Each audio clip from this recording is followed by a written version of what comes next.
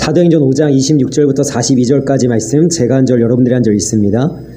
성전 맡은 자가 부하들과 같이 가서 그들을 잡아왔으나 강제로 못함은 백성들이 돌로 칠까 두려워함이더라.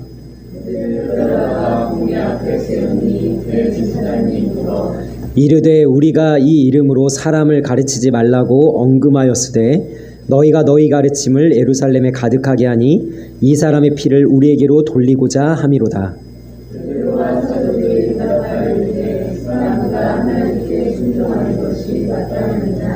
너희가 나무에 달아 죽인 예수를 우리 조상의 하나님이 살리시고 이스라엘에게 회개함과 제사함을 주시려고 그의 오른손으로 높이사 인문과 그대로 삼으셨느니라. 우리는 이 일의 증인이요 하나님이 자기에게 순종하는 사람들에게 주신 성령도 그러하니라 하더라. 그들이 듣고 그에 노하여 서로들을 억제하고자 할세. 바리새인 가말리엘은 율법교사로 모든 백성에게 존경을 받는 자라. 공회 중에 일어나 명하여 사도들을 잠깐 밖에 나가게 하고 이스라엘 사람들아 너희가 이 사람들에 대하여 어떻게 하셨는지 조심하라.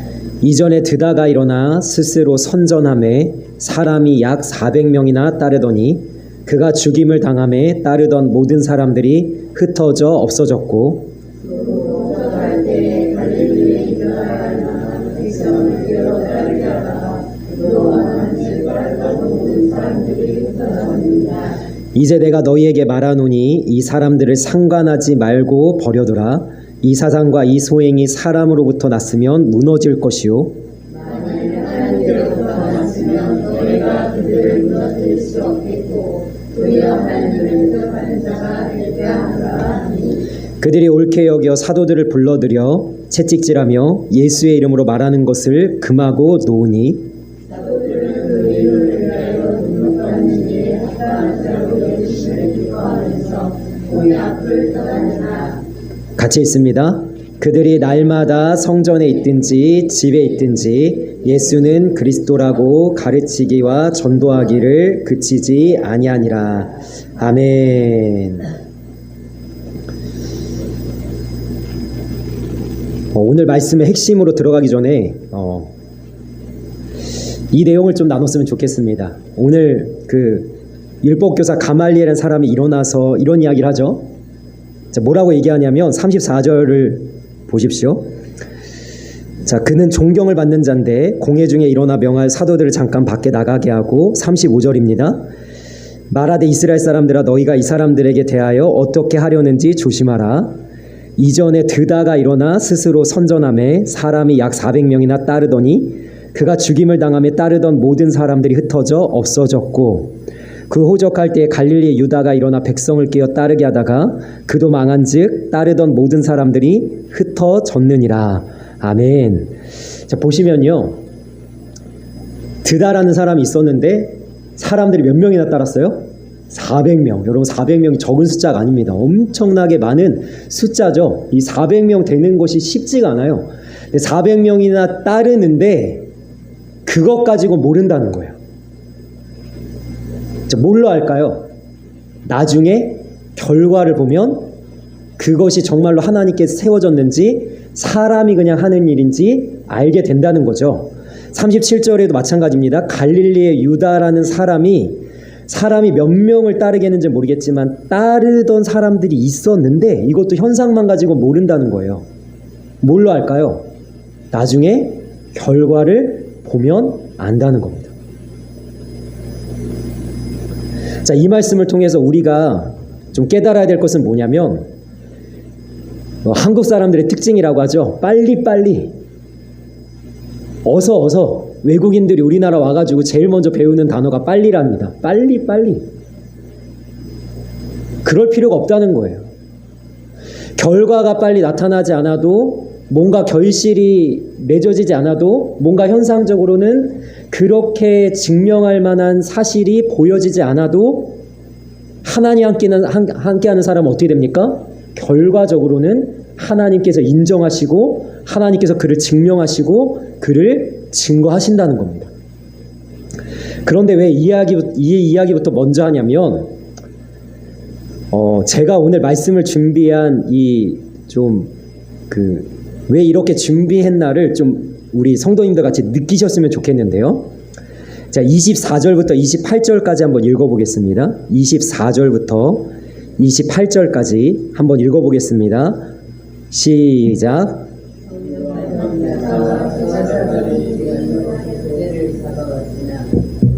24절부터입니다. 시작. 성전 맡은 자와 제사장들이 이 말을 듣고 의혹하여 이 일이 어찌 될까 하더니 사람이 와서 알리되 보소서 옥에 가두었던 사람들이 성전에 서서 백성을 가르치더이다 하니 성전 맡은 자가 부하들과 같이 가서 그들을 잡아왔으나 강제로 못함은 백성들이 돌로 칠까 두려워함이더라. 그들을 끌어다가 공회 앞에 세우니 대제사장이 물어 이르되 우리가 이 이름으로 사람을 가르치지 말라고 언금하였으되 너희가 너희 가르침을 예루살렘에 가득하게 하니 이 사람의 피를 우리에게로 돌리고자 함이로다. 베드로와 사도들이 대답하여 이르되 사람보다 하나님께 순종하는 것이 마땅하니라. 아멘. 자, 종교 지도자들이 있고요. 사도들이 있습니다. 자, 보여지는 현상으로는 누가 권력을 쥐고 있습니까? 누가 권세가 있어요? 누가 높은 자리에 앉아 있습니까? 종교 지도자들이죠. 근데 현상만 보고는 증명되지 않는다는 거죠. 여기서 힘없는 사람은 누구죠? 사도들이죠. 사도들은 권력도 없고 힘도 없고 사실상 아무것도 가진 게 없습니다. 그런데 이 대화를 한번 보세요. 사실은 지난주까지 우리가 26절을 봤거든요. 그런데 오늘 본문으로 제가 26절부터 가져온 이유가 뭐냐면, 자, 이 대화를 한번 보십시오. 자, 제가 물어보겠습니다. 누가 담대합니까? 누가 두려움이 없습니까? 이상하죠? 분명히 종교 지도자들이 권력을 가졌고 심지어 감옥에 집어넣었었고, 그리고 좀 이따 보니까 채찍질을 해서 놓아줬는데 잡아 죽일 수 있는 권세는 종교 지도자에게 있는데 두려워하는 것은 누구예요? 종교 지도자들. 담대한 것은 누구예요? 사도들이라는 거예요. 그러니까 현상만 보고 모른다니까요. 드다가 400명을 쫓아다니게 만들고 갈릴리 유다가 사람들을 쫓게 만들었지만 결과적으로 하나님께서 인정하시는 사람이 진짜, 제가 이 단어를 좀 가져왔습니다. 권위 있는 사람입니다. 권위라는 단어가 좀 어려우면 제 예를 좀 들어드릴게요. 제가 오늘 말씀을 전하기 위해서 예배를 인도하기 위해서 이 자리에 섰습니다. 그럼 목사가 여기 서가지고 어깨가 펴지고 숙였던 고개가 이렇게 좀 들려지고 강하고 담대해지고 두려움이 사라지고 제가 당당해지는 건 언제일까요? 제가 어제 차 한 대 뽑으면 당당해지나요? 제가 어제 맛있는 걸 먹고 와가지고 성도님한테 자랑하면 제가 당당해지나요? 제가 여기 수백만 원짜리 옷을 입어가지고 여기 넥타이 하나만 뭐 수천만 원이 되는 거 입고 제가 여기 서면은 제가 당당해지나요? 제가 어깨뽕이 들어갑니까 그때?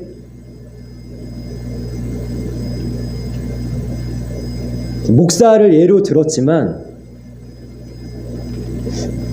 우리 성도님도 한번 생각해 보세요. 성도는 언제 당당해집니까? 여러분 언제 당당하세요? 내가 좋은 거 먹고 좋은 집에서 좋은 거 누리면서 살면 여러분 당당해지던가요? 성도의 당당함은 거기 있지 않아요. 여러분 사도들은요 지금 죽음의 위협 앞에 계속 서 있습니다. 근데 왜 당당할까요? 저는 그래서 오늘 말씀을 준비하면서 제 소망은 뭐냐면 저 자신도 굉장히 권위 있는 목사가 되길 원하지만 권위주의가 아닙니다. 영적인 권위, 영적인 능력, 권세가 있는 목사가 되길 원하지만 저는 바라기는, 이 말씀을 선포하면서 바라기는 우리 성도님들이 정말로 권위 있는 하나님의 성도들로 세워지기를 원합니다. 여러분, 세상의 것에 주눅들지 않기를 원해요. 세상의 것이 좀 안 되고 세상의 것이 조금 막히고 문제가 좀 생기고 상황이 좀 좋지 않고 내 상태가 조금 안 좋아서 흔들릴지라도 여러분, 하나님의 권위로 말미암아 당당하게 세워지는 하나님의 성도들이 되시기를 주님의 이름으로 축원합니다. 그러니까 우리의 권위는요, 세상의 것으로 오는 게 아니에요. 도대체 뭐로부터 올까요? 내 권위는, 목사가 언제 당당할까요? 여러분, 권위의 문제에 대해서 마태복음 7장에 28절 29절입니다. 한번 말씀을 읽어보도록 하겠습니다. 네, 한번 읽겠습니다. 시작. 예수께서 이 말씀을 마치시매 우리들이 그를 가르치심에 놀라니 이는 그 가르치시는 것이 권위 있는 자와 같고 그들의 서기관들과 같지 아니함이라. 아멘. 제가 여기서 권위라는 것을 좀 가져왔습니다. 여러분, 예수님은요, 정규 교육을 받으신 적이 없어요. 반면에 여기 지금 보시면 29절에 보시면 서기관들과 같지 아니함일러라 했을 때 이 서기관은 요즘으로 얘기하면 박사학위 정도는 있는 겁니다.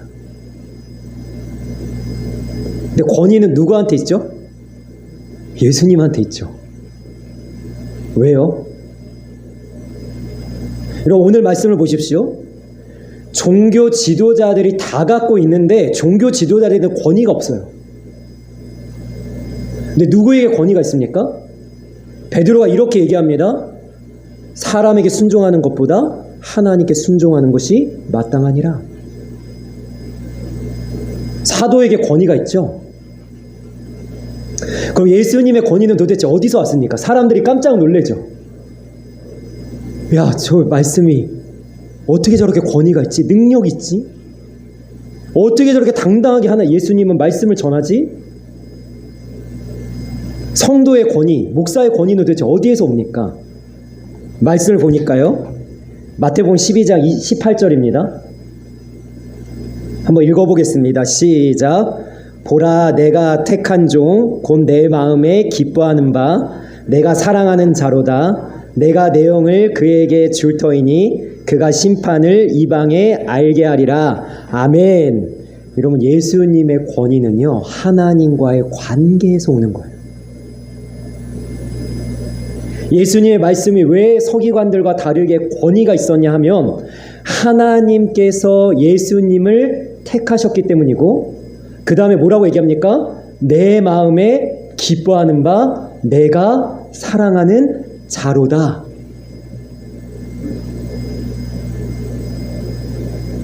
우리는 권위를 생각할 때 뭐라고 생각하냐면 이렇게 생각합니다. 내가 많이 배워야, 내가 많이 가져야, 내가 높은 자리에 올라가야, 내가 성공을 해야, 내가 세상에 어떤 것을 좀 쥐고 있어야, 내 어떤 환경적인 것이 좀 갖춰져야 내가 권위가 생긴다고 생각할지 모르지만, 하나님이 얘기하시는 권위는 어디에서 오냐면, 특별히 하나님을 믿는 성도들의 권위는 어디에서 오냐면 하나님과의 관계에서 온다는 거예요.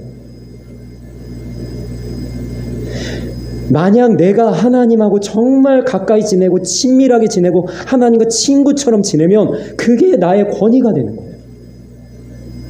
목사가 언제 당당한지 아세요?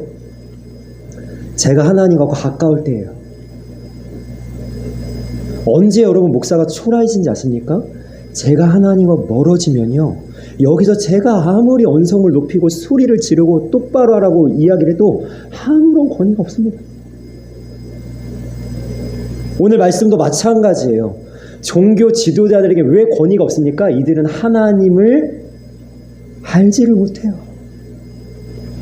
자기들의 입으로 얘기하죠. 하나님의 아들로 온 예수를 자기들이 십자가에 못 박아 죽입니다. 왜? 하나님을 모르니까. 근데 사도들은 왜 권위가 있죠? 하나님에게 이 권위를 받았다는 것을 확신할 뿐만 아니라, 제가 좀 전에 뭐라고 얘기했냐면 종교 지도자에 비해서 사실 사도들은 아무것도 가진 게 없지만 유일하게 가지고 있는 게 하나 있습니다. 그게 뭐냐면 예수님을 경험했죠. 종교 지도자들은 예수님에 대해서 알지도 못하고 예수님 거부하고 예수님을 심지어 죽이기까지 했는데, 이 사도들이 가지고 있는 유일한 단 하나의 권위, 이들이 증명되어지는 단 하나의 모습은 뭐냐면 이들은 예수님을 경험했다는 거예요. 그거를 요한일서 1장 1절부터 뭐라고 얘기하냐면, 사도 요한이 이렇게 얘기합니다. 태초부터 있던 말씀에 대하여는 우리가 눈으로 본 바요, 귀로 들은 바요, 우리의 손으로 만진 바라. 그러니까 우리의 권위는 어디서 옵니까? 내가 예수님을 얼마나 경험하고 있느냐 있는 거예요. 이번 일주일 동안 예수님 얼마나 경험하셨습니까? 예수님 얼마나 나와 함께 하셨어요? 내가 하나님과 얼마나 친밀하게 가까이 지내셨습니까? 그게 내 권위라니까. 제가 말씀을 전하면서 이 단어를 사실 많이 가져오는데요. 도대체 나는 누구냐는 거예요. 내 누구죠? 내 정체성은 도대체 어디에서 옵니까?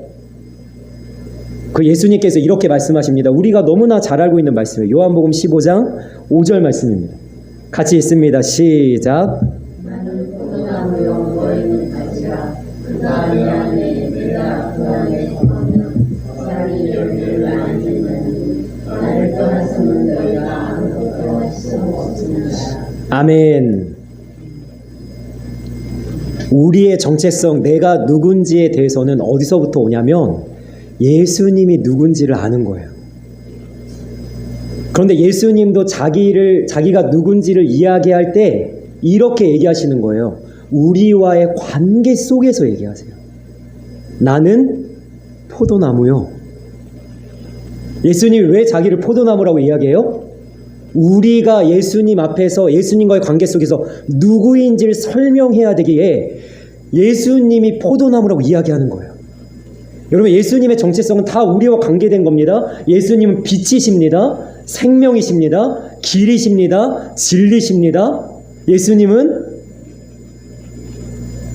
피할 바위시고 우리의 요새시고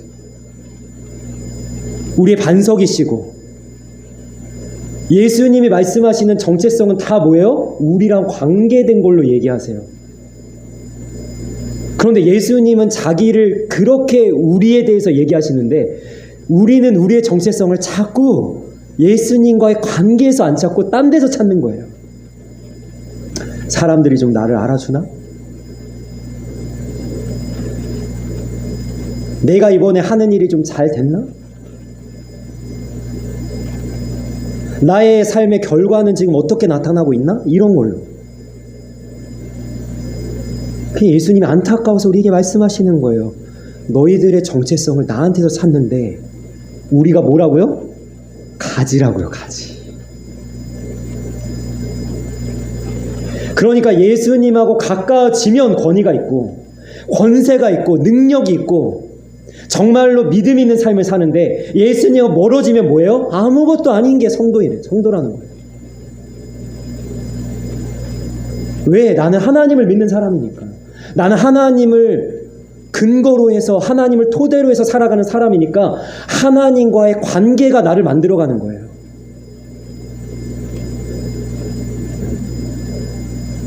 자, 그래서 놀라운 말씀은 뭐냐면, 여러분 역대상 12장 22절 말씀 한번 보십시오.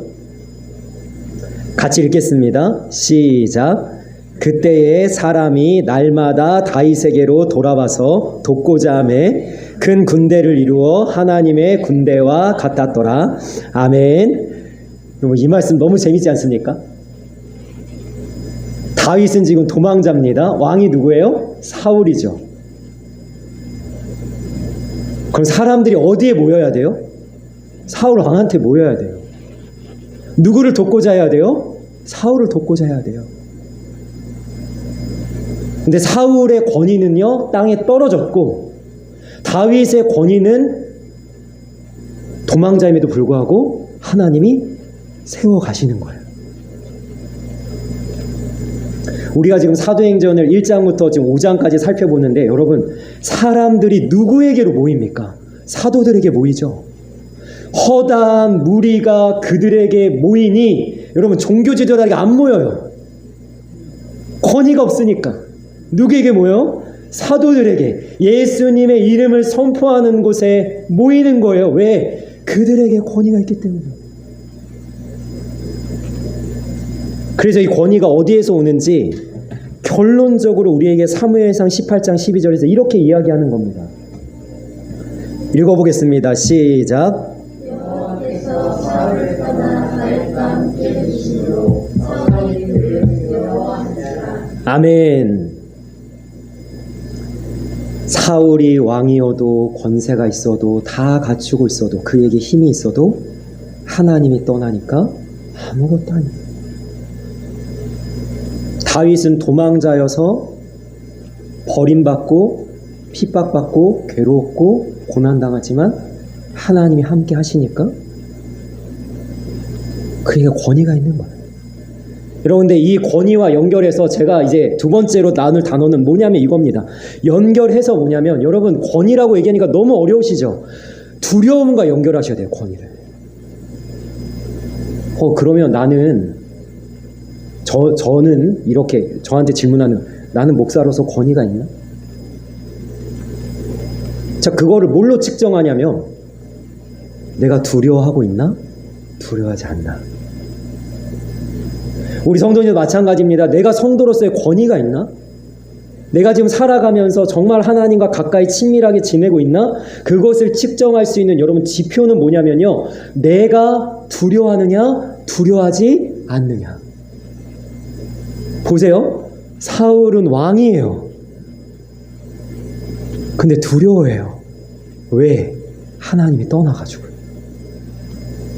다윗은 두려워하지 않아요. 왜? 하나님이 함께 하시니까요. 여러분 오늘 본문 말씀으로 와보십시오. 26절 말씀 한번 보겠습니다.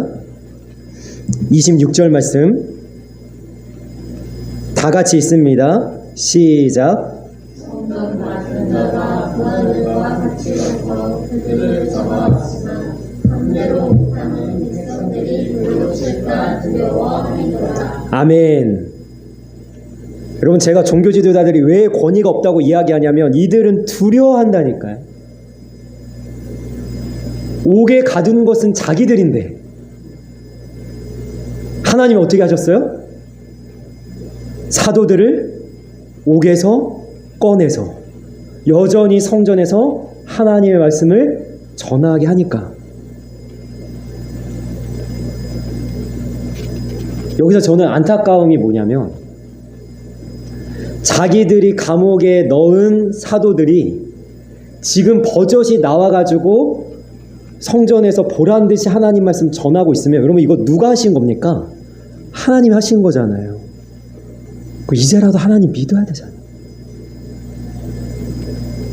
우리가 신앙생활에서 여러분 착각하는 게 뭐냐면 기적이 사람에게 믿음을 줄 거라고 생각해요. 여러분 아닙니다. 제가 여기서 만약에 바로 앞에 섰던 모세처럼 여러분 뱀 하나 가져와가지고 던져가지고 지팡이 만들고 또 던져가지고 다시 뱀으로 만들고 여러분 이러면 사람들이 하나님 믿을 것 같죠? 여러분 기적이 하나님을 믿는 믿음을 만들어내질 않아요. 그냥 신기해가지고 잠깐 모일 뿐이지. 여러분 우리의 믿음은 어디에서 생겨나냐면요. 하나님과의 관계에서. 다시 얘기합니다. 우리가 말씀을 알아갈수록 믿음이 생깁니다. 로마서 10장에 그래서 뭐라고 얘기하냐면 믿음은 들음에서 나며 들음은 하나님의 말씀으로 말미암느니라. 여러분 이 하나님의 살아있는 말씀을 듣는 이 시간 우리 성도님들에게 믿음이 생기길 원하고 믿음이 더욱 자라가길 원합니다. 하나님의 말씀을 붙잡고 있는 자가 믿음이 생기는 거고 믿음이 굳건하게 세워지는 겁니다.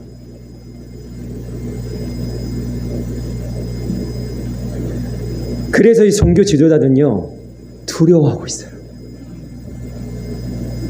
하나님이 하신 일에 벌벌 떨고 있고 사도들에게 큰 소리 치는 것 같지만 마음에는 뭐예요? 조마조마하고 불안한 거예요. 근데 베드로의 모습을 보십시오. 전혀 두려움이 없어요. 한번 해봐라. 니네가 해보려면. 감옥에 들어갔어도 지금 나왔고, 너희들이 아무리 위협을 해도 우리는 멈출 생각이 없으니 너희들이 하려면 다 해봐라. 제가 이 말씀을 묵상하면서 깨달은 게 하나 있는데요. 여러분, 이 종교 지도자들과 사도들의 모습을 제가 이렇게 좀 이야기를 할 수 있을 것 같아요. 여러분, 죽이려는 사람과, 그죠? 종교 지도자들은 죽이려고 하는 사람이죠. 그런데 사도들은 어떤 사람들이냐면 죽을 각오를 한 사람이에요. 이해가 되시나요?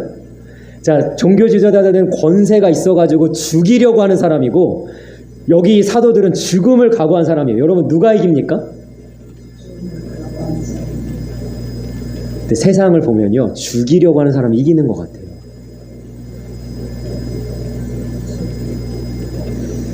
요한복음 19장을 한번 보겠습니다. 요한복음 19장 8절부터 11절 한번 읽겠습니다. 시작. 빌라도가 이 말을 듣고 더욱 두려워하여 다시 관정에 들어가서 예수께 말하되 너는 어디로부터냐 하되 예수께서 대답하여 주지 아니하시는지라. 빌라도가 이르되 내게 말하지 아니하느냐. 내가 너를 놓을 권한도 있고 십자가에 못 박을 권한도 있는 줄 알지 못하느냐. 예수께서 대답하시되 위에서 주지 아니하셨더라면 나를 해야 할 권한이 없었으리니. 아멘. 여러분, 이 빌라도가 사실 이스라엘의 총독으로 지금 와 있잖아요. 총독이 뭐냐면 로마 황제의 대리자입니다. 이들의 이 권세는 로마 황제의 권세예요. 근데 그 앞에 예수님 어떻게 서 있습니까? 초라한 죄인으로 힘없이 서 있는데 누가 두려워하고 있죠? 8절에 빌라도가 이 말을 듣고 무슨 말을 들었냐면 자기가 하나님의 아들이라고 했습니다라는 말을 들었어요. 빌라도는 두려워하는 거예요. 왜요? 그가 가진 권한이 정말 초라한 권한이기 때문에. 자, 예수님은 떨질 않습니다. 아예 대답도 안 해요. 대답할 가치도 없다. 대답도 안 하는데 뭐라고 얘기하시면 11절에 이렇게 얘기하세요. 예수께서 대답하시되 위에서 주지 아니하셨더라면, 그러니까 다시 얘기하면 너는 로마 황제의 권한을 가졌다고 큰소리치지만 로마 황제보다 더 위대하고 크신 그 위에 계신 하나님의 권한을 가지고 나는 네 앞에 서 있다라고 이야기하는 겁니다. 여러분, 우리가 가진 권한이 그거라는 거예요. 하늘과 땅의 모든 권세를 내게 주셨으니 볼지어다 내가 세상 끝날까지 너희와 항상 함께 있으리라. 우리가 가진 권한은 세상이 가진 권한과는 비교할 수도 없을 만큼 너무나도 위대하고 크고 전능하신 하나님의 권한을 우리가 가지고 있다는 사실을 여러분 기억하시길 원합니다. 그러므로 여러분, 우리 성도님들 정말 두려워하지 않는 삶을 살기를 원해요. 하나님이 나와 함께 하시니까, 하나님이 나와 동행하시니까, 하나님이 나를 인도하시니까 여러분 두려워하지 않는 삶을 살기를 원합니다. 이 사도들과 같이. 이 하나님과의 관계에 대해서 가장 잘 묘사하고 있는 말씀이 뭐냐면, 여러분 너무나 유명한 우리가 다 외우고 있는 말씀이기 때문에 제가 프로젝트도 준비하지 않았어요. 시편 23편 1절입니다. 여러분, 다윗이 하나님 앞에 이렇게 고백하죠. 여호와는 나의 목자시니. 사실은 이 앞에보다 우리의 눈길을 사로잡은 건 그 뒤죠. 내게 부족함이 없으리로다. 여기 질문입니다. 다윗이 왜 부족하지 않죠? 문제가 다 해결됐나요? 상황이 좋아졌나요? 다 괜찮아졌나요?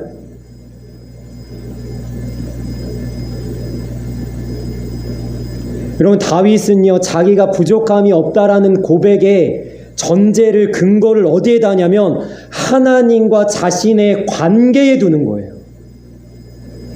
하나님이 나를 먹이시고 입히시고 책임지시는 목자시니 나는 그 앞에 양이니 나를 너무나도 사랑하시고 인도하시고 역사하시는 하나님이 나와 함께 하시니 나는 부족함이 없다는 거예요. 그럼 여기서 다윗의 고백은, 부족함이 없다는 고백은 다 채워져서가 아니라 그 하나님이 어떤 분인지를 온전히 신뢰하기 때문에 하는 고백이라는 거예요. 그 하나님이 어떤 분입니까? 로마서 4장에 보니까 없는 것을 있는 것으로 부리시는 하나님. 다시 얘기합니다. 아무것도 없어도 어떤 일도 행하실 수 있는 분이라는 거예요.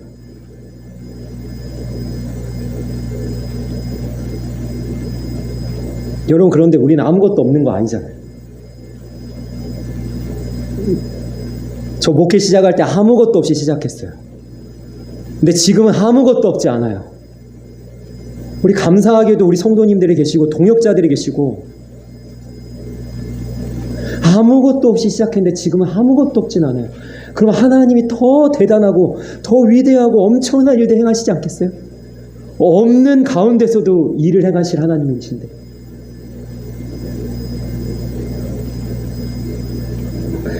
그래서 우리를 향한 하나님의 자신감은요, 어느 정도로 우리에게 두려워하지 말라고 말씀하시냐면 잠언 3장입니다.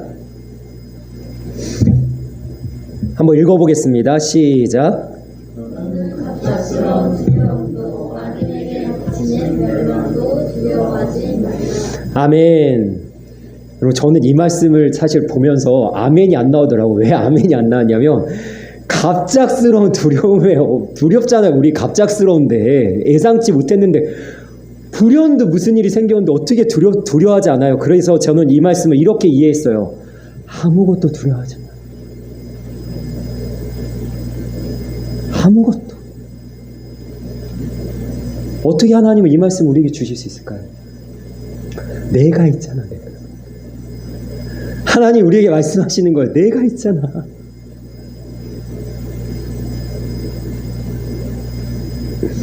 여러분, 하나님이 나와 함께 하시고 하나님이 나의 목자가 되시고 하나님과 가까이 지내기 때문에 여러분, 그 어떤 것도 두려워하지 않는 하나님의 사람이 되시기를 주님의 이름으로 간절히 축원합니다. 아멘. 제가 결론적으로 이 말씀을 좀 나누려고 합니다. 여러분, 가말리엘이라는 율법교사가 일어나가지고 이렇게 얘기합니다. 이것이 만약 하나님으로부터 났으면 무엇이요? 사도들이 예수님의 이름으로 복음을 전파해서 허다한 사람들이 모이고 성령의 역사가 일어나는 것이 하나님을 기초로 하는 거라면 너희들이 절대로 무너뜨릴 수 없겠고. 자, 이 말씀이 우리에게 주는 교훈이 뭐예요? 우리의 기초와 우리의 근거와 우리의 이유와 우리의 반석을 누구에 두라고요? 하나님께 두라고요. 마태복음 7장에 보면요, 예수님께서 산상수훈이라는 너무나도 귀한, 성경에서도 가장 귀하고 아름답다고 여겨지는 그 하나님의 말씀을 선포하고 나서 결론적으로 이런 말씀을 하십니다. 뭐라고 얘기하냐면 집이 있다. 여러분, 이 집은요, 나 자신이고 나의 삶이고 나의 인생의 걸음인데 여러분, 집이 있대요. 근데 어떤 집이에요? 어떤 집은 반석에 세운 집이고 어떤 집은 모래 위에 세운 집이래요. 근데 여러분, 여기서 놀라운 이야기는 뭐냐면 반석에 세웠든 모래 위에 세웠든 여전히 두 집 가운데 똑같은 일이 일어납니다. 비가 내리고 창수가 나고 바람이 붑니다. 여러분, 근데 우리는 뭐에 신경 쓰는지 아세요? 거치장에 신경 써요. 기초에 신경 쓰는 것이 아니라 거치장에 신경 써요. 얼마나 넓냐 내 집이, 얼마나 대단하게 세워놨냐, 얼마나 성공했냐, 얼마나 높냐, 얼마나 대단하냐, 이런 거에 신경 쓰지만 하나님은 뭐라고 말씀하시냐면 네가 어떤 집, 어떤 거치장, 어떤 외부적인 모습으로 세웠든 너의 기초를 어디에 뒀는지가 가장 중요하다는 거예요. 성도의 기초를 어디에다 둬야 됩니까? 반석 위에 둬야 된다는 거예요. 성도든 성도가 아니든 하나님을 믿든 안 믿든 똑같은 일이 벌어집니다. 비가 내리고 창수가 나고 바람이 불어요. 그런데 우리는 어떤 사람이 돼야 돼요? 끄떡 없는 사람, 흔들리거나 요동하지 없는 사람 돼야 되지 않겠습니까? 그럼 기초를 어디에 둬야 될까요? 하나님의 말씀이라는, 우리를 너무나 사랑하신 함께 하시는 하나님이라는 반석 위에 두는 거예요. 만약에 기초를 잘못 두면 어떻게 돼요? 무너져 내리는 거예요. 모래 위에 세웠으니까. 그런데 우리가 반석 위에 정말로 하나님 가까이, 하나님의 능력 위에 우리가 세워졌다면 어떻게 됩니까? 세상에 어떤 일이 일어나도 흔들림이 없는 거예요. 무너지지 않는 거예요. 그래서 오늘 말씀의 제목을 제가 이렇게 정했습니다. 하나님 가까이. 저는 더 이상 하나님과 가까워질 수 없을 정도로 우리 모두가 하나님 가까이 지냈으면 좋겠어요. 이게 우리의 권위고, 이게 두려움 없이 사는 신앙의 비결이고, 우리의 삶의 모습이 되어야 돼요. 하나님 가까이. 그래서 이번 한 주간 이 말씀을 붙들고 살아갈 때 하나님과 가까이, 하나님 붙잡고 살아가서 두려움 없이 살아가며, 또 기초 위에, 하나님이랑 기초 위에 세워져서 흔들림 없이, 요동함 없이 담대하게 당당하게 살아가는 하나님의 사람들이 되시기를 주님의 이름으로 간절히 소망하며 축원합니다. 아멘. 기도하겠습니다. 살아계신 하나님, 하나님을 믿는 우리들의 권위는 어디에서부터 옵니까?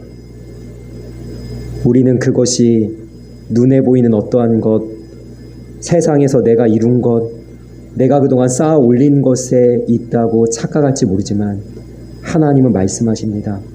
성도의 권위는 하나님과의 관계 속에서 온다는 겁니다.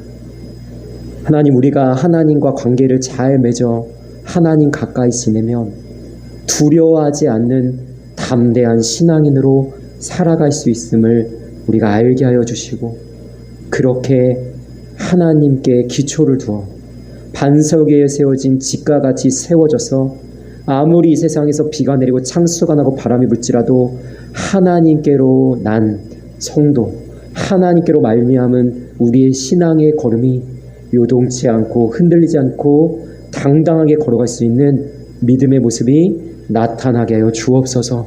그렇게 한 주간 우리가 믿음으로 승리할 수 있도록 우리를 붙잡아 주시고 우리 함께하여 주옵소서. 감사하며 예수님의 이름으로 기도합니다.